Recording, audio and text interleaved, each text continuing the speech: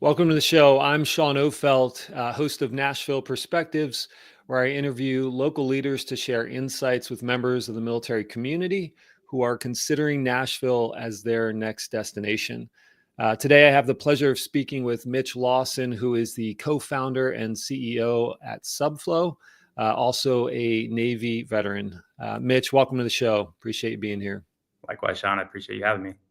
Excellent. Well, Mitch, I always like to start, given the fact that you're a veteran, you were in the Navy, if you want to just give us a little kind of background on what you did, what that transition looked like, and then we'll kind of take it from there. Yeah, definitely. I'm Mitch. I'm the co-founder and CEO of Subflow.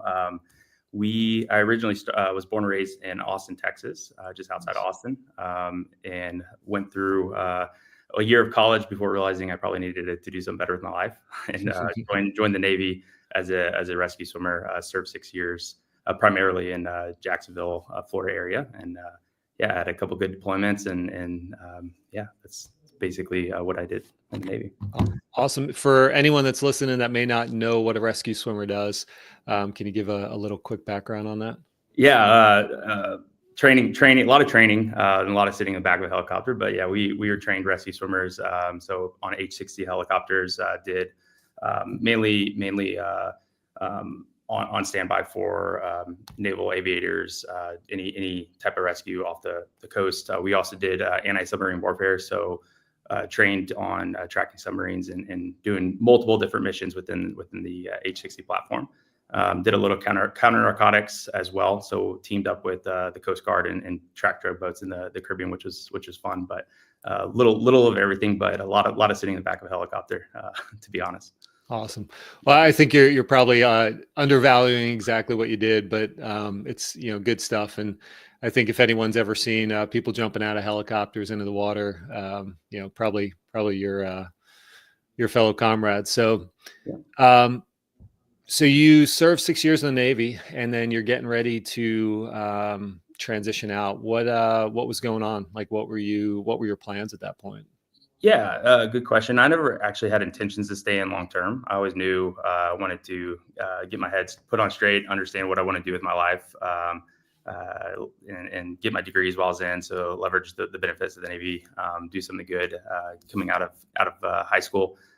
Did that. So always had a focus there. While I was in, took advantage of some programs that we had in the Navy to get my bachelor's degree, and then leveraged the GI benefits to get my master's. Just put me in a position when I exited the military, I could get into business and different areas that I wanted to focus on. So that's really where I prepared, during that time, just focusing on the mission at hand, and then also preparing, knowing that I was getting out, what could I do to put myself in the best position to land a good job. And ultimately my long-term vision was to create my own business. So a lot of studying in the business. Both degrees were in business, and that's just where I focused within the time of the Navy. So Mitch, when you you had an idea that you wanted to start a business, were you looking at that as being, okay, this is what I'm going to do right when I jump out, I'm going to jump right into trying to start a business, or were you kind of seeing it like that's a few years down the line? I didn't really, probably not immediately. Always had ambitions. My dad was a small business owner. My grandfather was a small business owner. Always saw the freedom that came around with that, and also just kind of the fun aspects of what they did. Wasn't my immediate goal. Coming out of the Navy, I got into a entry-level position kind of in the digital product online media space, learned software, learned how to work with engineers and designers, and kind of opened up my eyes to something I wasn't really privy to prior to that. Fell in love with the space, and then coming through that experience at that company had the expertise and kind of background to get into software, and then had some ideas that came out of that experience that launched essentially what Subflow is today. It wasn't a planned experience, to be honest. Kind of a little bit of happenstance, a little bit of luck along the way to put us in the position where we're at today and start Subflow. No, that's awesome. So want to dive in there for a second, a little bit more on the transition into tech, right? We definitely hear a lot from military members that want to get into tech and understand that. What did what did that look like for you? Was it just, you found an opportunity that kind of aligned and you were able to get in there and kind of land and expand, if you will, or was there some sort of like deliberate action there as it related to taking that first step into tech? Yeah, for tech specifically, that was a little bit of luck, a little bit of happenstance, getting into that. I've always had ideas. I'm sure you always said, "Oh, it'd be great if we had an app for this or create Yeah. this website or software that did that." Not really a lot of knowledge on how that whole world worked, how to work with engineers or designers or product managers, and really get to connect the dots. If I could go back in time and if I knew I was going to be where I was at, I probably would have spent more time at coding school, learning how to code on that side of the house versus business school. Yeah, just that transition, I knew moving forward in some aspect, and if I chose the degree path, the business path. Luckily, along the way, I found a great engineering co-founder with a lot of expertise there. Him and I have been a partner in this whole business. But yeah, not a lot of planning specifically for software. Kind of just transitioned that way, and kept looking for opportunities along the way, which ended up in Subflow. But yeah, if that answers your question. Yeah, no, absolutely. I think, it's hard being in the military and then, breaking in to anything tech related, right? A lot of people are trying to go to boot camps. Oftentimes there's nothing on the backside of that. So now you're trained, but it's, where's the companies that are going to hire you? I think there's fewer and fewer of them. At least that's what we typically see. But there's also this whole broader piece of tech that isn't just the development side.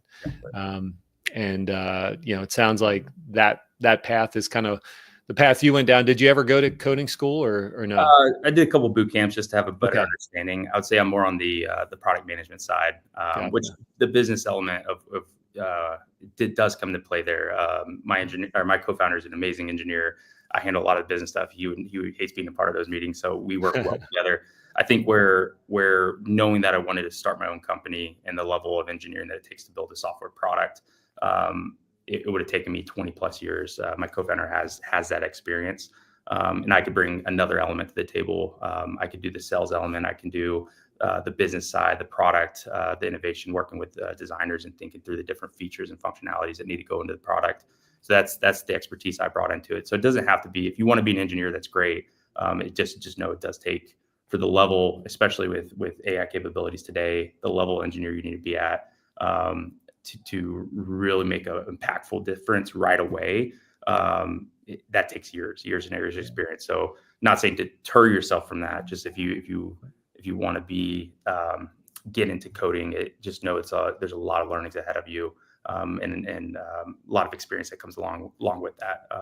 For me, I want to get into business. I wanted to start a business. So the best path there was learn the product side, learn the business side, and then partner with an engineer that already has that expertise. No, it makes sense. So if you can, let's give a quick overview of what Subflow is, and then let's dig into what that journey looked like.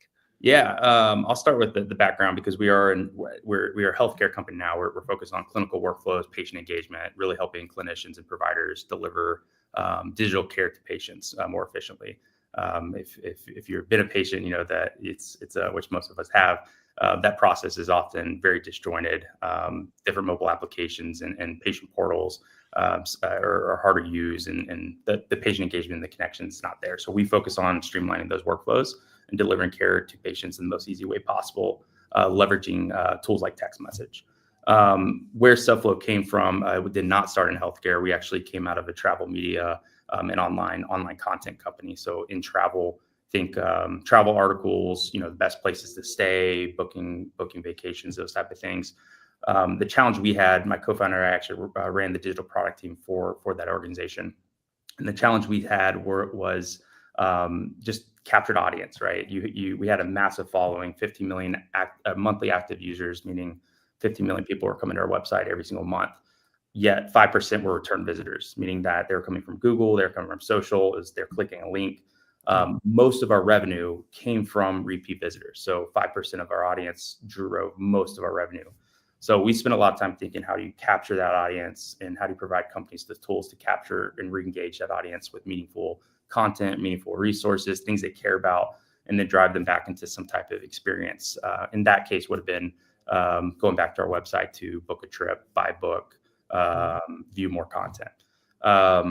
Along the way, we started that company. The vision has always stayed course on what we wanted to build.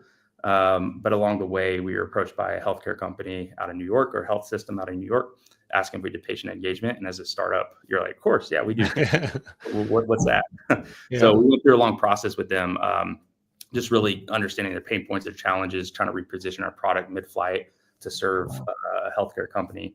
Long story short, we weren't built for healthcare. There's a lot of compliance, a lot of security, things that we didn't think about just because it wasn't needed in the content space. But that opened our eyes to healthcare, and really the challenges and pain points that come with patient engagement, come with healthcare, chronic conditions, things like that, and became really passionate about it along the way. And in 2024, we made the pivot fully into healthcare, rebuilt our platform from the ground up, and then that's where we're at today. Wow, that's pretty wild. So was it called Subflow when it originally? Yeah, yes, okay. It was called Subflow. Yeah, and the concept still, if you're familiar with subflows or consolidations of larger workflows or multiple parts within a larger workflow into smaller, more manageable chunks, right? So that's if you think about healthcare in general, like when you're going through a care program, from the time that you enter the hospital and talk to a physician, and then go to a surgeon and get some imaging, and then maybe go get a surgery, and all that's just a huge workflow, but it's very disjointed in today's healthcare system, and the patient often gets lost around the way. It's a very disjointed process. The data aspect's lost, so the continuum of care is lost. So the concept actually still works really well with healthcare. Is just being able to take a very large chunk of workflow within a care journey and break it into more meaningful chunks at different levels. So that's it, yeah, if that makes sense. Yeah, no, absolutely. And you said, so prior to moving it or shifting into the healthcare space, did you say you had 50 million? What was that number again? 50 million. Sorry, no, that was 15 million monthly active users at the company we're at. Which was a travel media brand. Okay, got it. So, all right.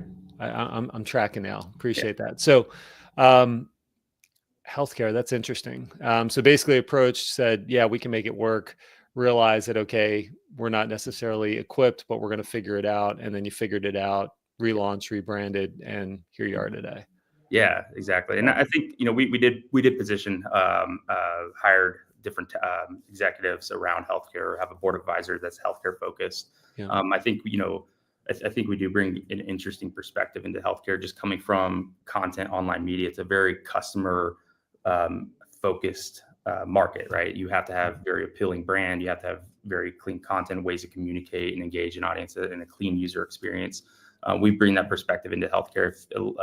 I think a lot of healthcare companies were built from healthcare executives, right? So it's the consumer experience, because patients are consumers, right? You want to capture their loyalty. You want them to have a good experience with their care, and they're more likely to come back. So I think we were positioned there, and we have strengths there, but we did pivot our team to bring in expertise from healthcare and kind of fill the voids of what we don't have in terms of experience there.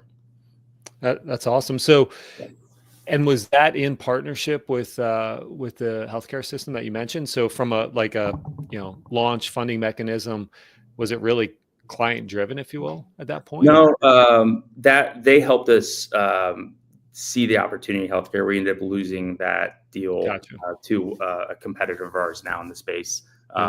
We weren't in the position to service that account, to be honest. Sure. We would be today, but yeah, we ended up losing that account. But that really helped. That was kind of the pivot moment of seeing the opportunity that we were fit. The product market fit that we had. We just didn't know it existed until those conversations, and then we made the decision to go full into healthcare. That's awesome. Yeah. Very cool. So last year, 2024, you guys pivot fully into healthcare. What are you? So you mentioned how disjointed healthcare is, and I think we've all experienced it. It's kind of crazy when you think about it.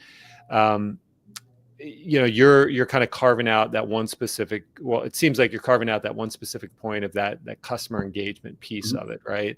And maybe I'm wrong there, but if you could, what was like prior to Subflow, like what are some of the challenges these healthcare companies are facing without a solution like Subflow? Yeah, no, good question. I think a lot of you have this idea of value-based care. If you're familiar in healthcare, there's originally fee for service. I'll use surgery. That's one of our focuses, surgery centers.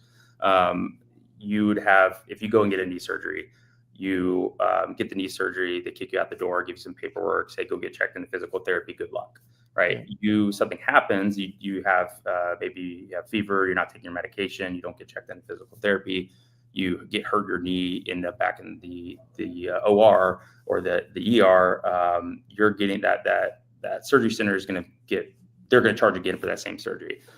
With Medicare and Medicaid, a lot of the focus has been pushing towards more value-based care, outcome driven. So making sure that that patient gets the surgery, but also has long-term check-ins within a given window. Are they taking their medication? Do they have high pain? Did they get checked in the PT? So it's really driving the outcomes, making sure the higher likelihood of that patient actually having success with those procedures.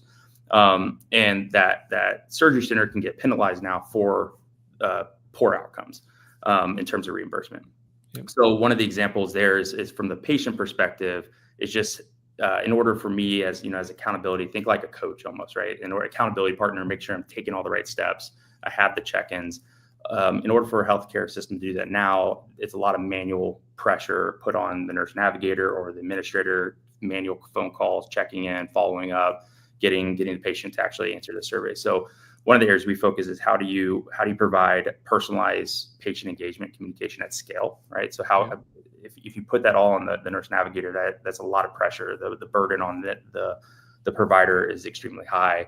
So we try to digitize as much of that as possible, and then listen for key data events along the way to make sure if maybe the patient answered, I do have high pain, or I do have, a fever, I have questions about my medication. How do you give them that direct line of communication back to the provider so they can actually step in when they're needed?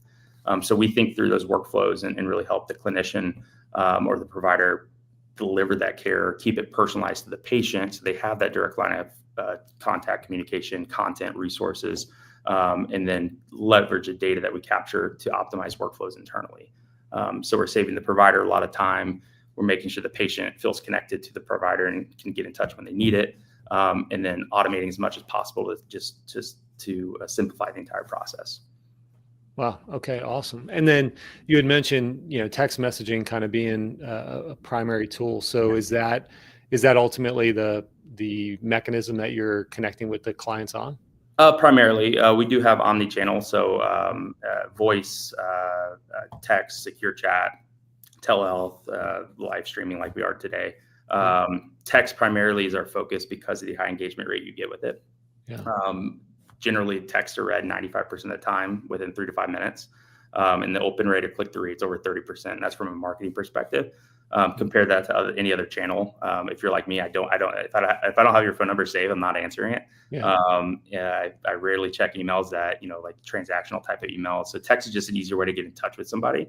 Yeah. There's another stat. So patient portals, which are native mobile applications that the healthcare provider often, uses. The less than 70%, less than 30% of patients actually use them, right? And then that's not on a frequent basis. So it's important to have that element, but we have to bypass the fact that patients aren't actively logging into their patient portal every single day. They don't, notifications from apps are generally opened about 4% of the time. So how can we bypass that? And so that's why we use text, just because it's personalized, it's direct, and it's read most of the time. So get a nudge from a text saying, hey, this is, Dr. So-and-so, here's the physical therapy exercise I want you to do today. Click the link. They can view that in a secure environment. We can capture data from those interactions and then use that data back with the provider to track the progress of the patient. Yeah, that's awesome. So very interesting. You said you guys are currently focused on surgery centers or predominantly surgery centers? Yeah, we have several use cases in the works, several different verticals. We are still a startup, so small team. Our focus is key, and ASCs or ambulatory surgery centers are just. We feel like there's a clear need and a clear path to ROI for those organizations. So we're focused there, and then we'll expand out from that market. Yeah. Awesome. So do you guys sit on top of their platforms? Is it another kind of tool that the practitioners or the the nurse administrators utilize? What does that look like? Yeah, so most health systems are going to use, or healthcare organizations are going to use what's called an EHR, electronic health record. So think of this as like the HubSpot of health systems or hospitals, or really patient record information. So that's going to be the primary source where most of your patient information lives. Subflow is really focused on the communication layer. So we sit on top of the EHR and listen for key events or key triggers. So in the surgery case, listening for scheduled surgery, right? So we know exactly when that surgery, what type of surgery. And then within our system, the healthcare providers or clinician nurse navigators can set up workflows that allow communication, content delivery, those type of things to be triggered from the events that happen in the EHR.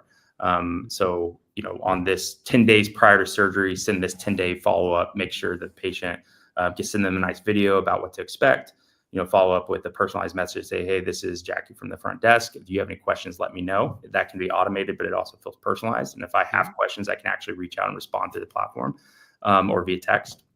And then maybe 5 days before, we send an intake form, survey, making sure they understand, everything they need to do, don't eat 24 hours before, et cetera. 36 hours before, one more personalized message confirming that they know about their appointment. They're not going to eat 24 hours before. And then underneath the surface, we're listening for events. So maybe they didn't open the video, maybe they didn't click the link. We can start to gauge, okay, this patient isn't engaged. It's a higher risk for no-show or cancellation. Yeah. Elevate that elevate that to the administrator to actually pick up the phone and call and try to make sure that patient's going to show up. So those are kind of the thought processes we think about tying content and engagement together. Yeah, and definitely force multiplying the nurses and nurse administrators, right? Giving them the ability. Obviously, you were saying earlier, right? If they're making calls, if they're calling every patient that's coming up tomorrow, it's time consuming, super manual. Here, it's like, call this patient because they're non-responsive. Exactly. It makes a lot of sense. Very cool. So you guys are currently in Nashville? Yes. Yeah, we are. We're spread out around the U.S., have a couple international members, but primarily here in Nashville. So my co-founder and I are both here. Nashville is a healthcare hub, so it's a good place to be. So most of our future hires will be here in the Nashville market. What and was Subflow created prior in Nashville, or did you guys move to Nashville once you came into that healthcare space? Founded here. Okay. Yeah, we're both. I'm originally from Austin. My co-founder is born and raised here in Nashville. Oh, cool. My wife was born here, so no intentions of leaving. Kind of fell into it, and the help being in healthcare, being in Nashville, it was a good place to kind of fall into and plan to stay here. Yeah, absolutely. So, I've heard, you just mentioned again, right? Nashville is a massive hub for healthcare. Lots of other, I think, startups, right, across the board. What does that environment look like? Is it, being in a healthcare startup, right? Leading one, founding one. Is it a very,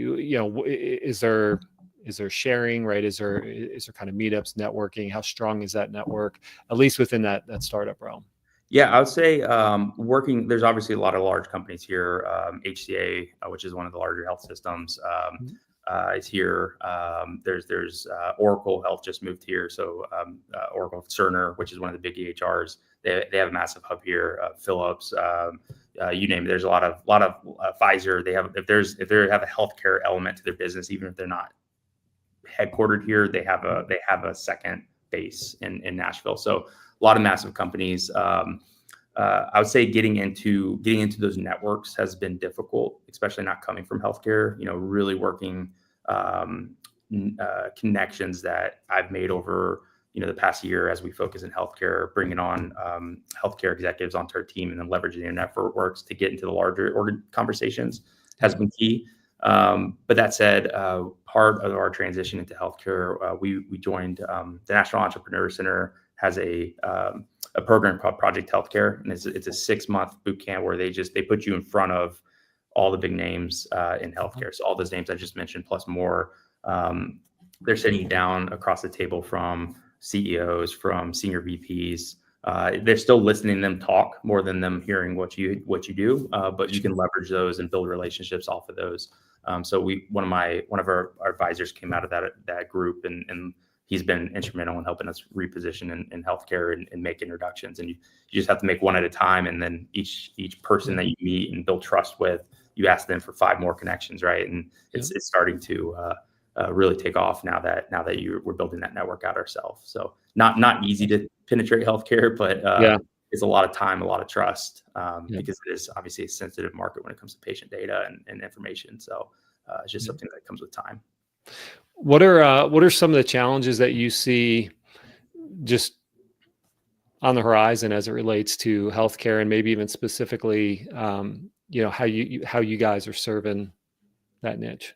Yeah, I think for us, our biggest hurdle is going to be connecting to systems, right? We're not going to replace the HR. We're not going to replace these systems, although a lot of them are highly outdated and massive pain points for organizations. It's to be able to ask a hospital to shift everything they've done for the last 20 years isn't going to happen, right?